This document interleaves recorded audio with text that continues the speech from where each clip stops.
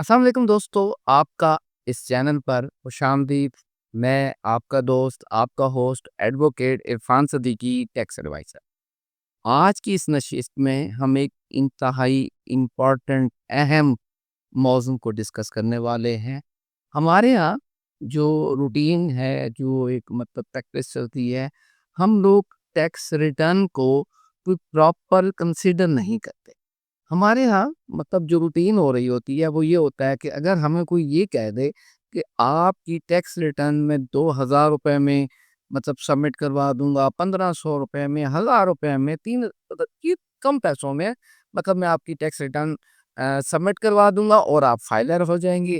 جب آپ فائلر ہو جائیں گے تو آپ کو تمام بینیفٹ ملیں گے۔ اچھا، ہم لوگ اس کو پریفر کرتے ہیں اور اس کا نتیجہ بڑا ہی خطرناک ہو جاتا ہے اور بعد میں ہم پریشان ہوتے ہیں۔ اچھا، اب اس کو اگر میں ایک مثال سے اگر آپ کو سمجھانے کی کوشش کروں، جسٹ یہ ایک ایگزامپل ہے۔ دیکھیں، ہمارے یہاں روٹین میں کیا ہوتا ہے، اگر ہم خدا نخواستہ کوئی بیمار ہو جاتا ہے، جو ایک عام پریکٹس ہوتی ہے، ہم ایک میڈیکل سٹور والے کے پاس، ایک فارمیسی والے کے پاس جاتے ہیں اور اس کو کہتے ہیں کہ جناب میں بیمار ہوں، مجھے فلاں تکلیف ہے، تو برائے مہربانی مجھے کچھ دوائی دے دو۔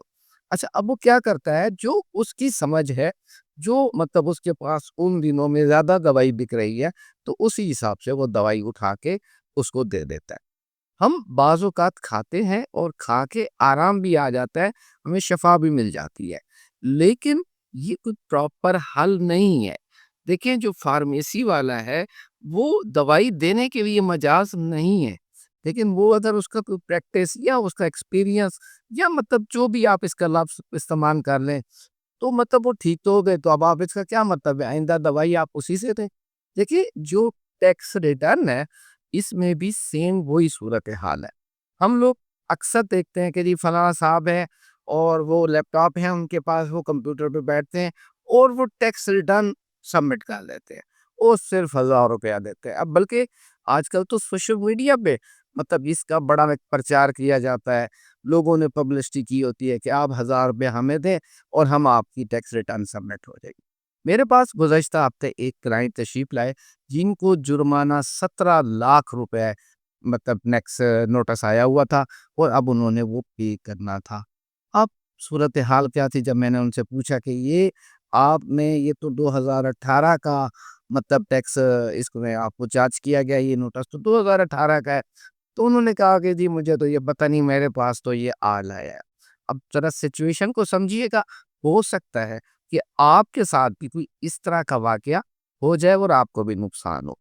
دیکھیں، اب انہوں نے جب میری ان سے بات ہوئی تو انہوں نے مجھے بتایا کہ جناب میرے پاس ایک صاحب آئے اور انہوں نے مجھے کہا کہ ٹیکس ریٹرن میں آپ کی 1000 روپے میں کاٹوں گا۔ میں نے انہیں 1000 روپیہ دیا اور مجھے انہوں نے فائلر کر دیا اور انہوں نے مجھے آ کر یہ کاغذ بھی دکھایا کہ جی دیکھیں آپ فائلر ہو گئے۔ میں بڑا خوش ہوا، تو بس دیکھیں جی 1000 روپے میں کام ہو گیا تھا۔ اب اس نے کیا کہ اب میں نے ان سے پوچھا کہ آپ کا کوئی پاسورڈ آپ کے پاس ہے؟ تو انہوں نے بتایا کہ جی نہیں، میرے پاس تو کوئی پاسورڈ نہیں ہے، میں نے تو بس اس وقت کروایا تھا اور پھر میں نے کچھ پراپرٹی بھی خریدی، میں نے گاڑی بھی خریدی، میرا اس بزنس بھی تھا، اس کے لیے میں نے کچھ موٹر سائیکلیں بھی خریدی۔ تو میں نے کہا جناب جب تک 2018 کی ٹیکس ریٹرن میرے سامنے نہیں آئے گی تو میں کیسے دیکھوں گا؟ خیر، ہم لوگوں نے پاسورڈ ریکوری کے لیے اپلائی کیا، اب جب پاسورڈ بھی مل گیا، جب 2018 کے ریٹرن میں گئے تو اس میں پتہ چلا کہ وہ ان کی جو ٹیکس ریٹرن تھی وہ زیرو فائل کی ہوئی تھی۔ وہ 1000 روپیہ لے کر ٹیکس زیرو فائل کر کے ریٹرن اور وہ جا چکے تھے۔ اب وہ ان کا فون بھی نہیں اٹھا رہے تھے۔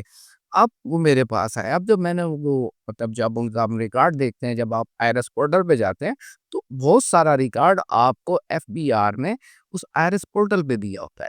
میں یہاں پر ایک چیز آپ کو کہنا چاہوں گا، اگر آپ نے زیرو فائل ہی کروانی ہے تو خود سیکھ لیں، لکھنا تو زیرو ہے، آپ خود سبمٹ کر دیں۔ جب نقصان ہی کرنا ہے تو کم از کم آپ اپنے ہاتھوں سے تو کریں۔ بہرحال جب اس کا دیکھا تو اس ٹائم پر انہوں نے ایک اچھی خاصی پراپرٹی خریدی تھی، گاڑی خریدی تھی، موٹر سائیکلیں خریدی تھی، تو جس پر FBR نے ان کو نوٹس ایشو کیا۔ اب ان کا جو ای میل ID تھا وہ ان کا پراپر نہیں لکھا ہوا تھا، وہ نوٹس ای میل پہ کیا، لیکن کیونکہ ان کے پاس تھا ہی نہیں تو ان کو پرسو ہی نہیں کیا گیا۔ پھر دوبارہ ای میل کی گئی، دوبارہ نوٹس کیا گیا، لیکن اس وقت بھی انہوں نے کوئی اس پر مطلب ان کو ملا ہی نہیں۔ تو کیا ہوا، اب آ کر گورنمنٹ نے ان کو ایک بائی پوسٹ نوٹس بھیج دیا اور ایک ڈیو ڈیٹ بھی اس میں اناؤنس کر دی گئی۔ اچھا، جب اناؤنس ہو گئی، اب گورنمنٹ کے پاس سیکشن 138 کے تحت ایک اختیار ہے کمشنر کو کہ وہ اس کا جو اکاؤنٹ ہے، بینک اکاؤنٹ، وہ اس سے جتنی رقم مطلب فار ایگزامپل 17 لاکھ روپے، اگر اس کے اکاؤنٹ میں 18 لاکھ روپے پڑے تو وہ 17 لاکھ روپیہ وہاں سے نکال سکتا ہے، اور اس کا وہ جو جرمانہ تھا، جو پینلٹی چارج کی گئی تھی، جو اس کا ٹیکس بنایا گیا تھا، وہ ایڈجسٹ ہو جائے گا۔ لیکن اگر اس کے اکاؤنٹ میں فار ایگزامپل 20,000 روپے ہیں تو وہ 20,000 روپیہ نکال لیں گے اور باقی پینڈنگ ہو جائے گا، اور اس کا اکاؤنٹ جو ہے وہ فریز کر دیا جائے گا۔ اب یہ اکاؤنٹ اس وقت تک اوپن نہیں ہو سکتا، اور نہ ہی کوئی دوسرا اکاؤنٹ اوپن کروا سکتا ہے وہ شخص، کہ جب تک وہ ایف بی آر کے معاملات کلیئر نہ ہو جائے۔ اب دیکھیں، تھوڑی سی بچت ہوئی، 1,000 روپے میں ریٹرن بھی جمع کروا دی، اب 17 لاکھ روپے کے لیے وہ پریشان ہے۔ سیکشن 138 انکم ٹیکس آرڈیننس 2001 کے تحت اب اس کے پاس ایک کمشنر کے پاس یہ بھی اختیار ہے کہ وہ اس کی جو پراپرٹی ہے تو وہ اس کو بیچ کر گورنمنٹ کا پیسہ پورا کیا جائے، وہ اس کو ہیسٹ کرنے کا بھی اختیار رکھتے ہیں۔ اب یہ تھوڑی سی بچت تھی اور اتنا بڑا نقصان ہو گیا۔ اگر آپ بھی اسی طرح کسی راہ چلتے بندے سے یا کسی مطلب ان اویئر بندے سے، جو کہ نہ ہی اکاؤنٹس جانتا ہے اور نہ ہی کچھ انکم ٹیکس کے قوانین کے بارے میں جانتا ہے، تو آپ بھی نقصان اٹھا سکتے ہیں۔ مجھے ایک ڈیفینیشن یاد ہے اکاؤنٹس کے حوالے سے، جب پوچھا گیا وٹ از اکاؤنٹس، تو اس نے لکھا کہ اکاؤنٹس از اے لینگویج، یہ ایک لینگویج ہے۔ جب آپ لینگویج ہی غلط دکھیں گے تو آپ کا جو خط جا رہا ہے وہ غلط جا رہا ہے، آپ نے زبان ہی غلط استعمال کی ہے، آپ کو مطلب وہ لینگویج آتی ہی نہیں ہے، تو کیسے ہوگا؟ تو آپ کی تھوڑی سی بچت اس کے لیے آپ کو پریشان کر سکتی ہے۔ امید کرتا ہوں کہ آپ کو آج کی یہ اویئرنیس کے لیے ویڈیو پسند آئے گی۔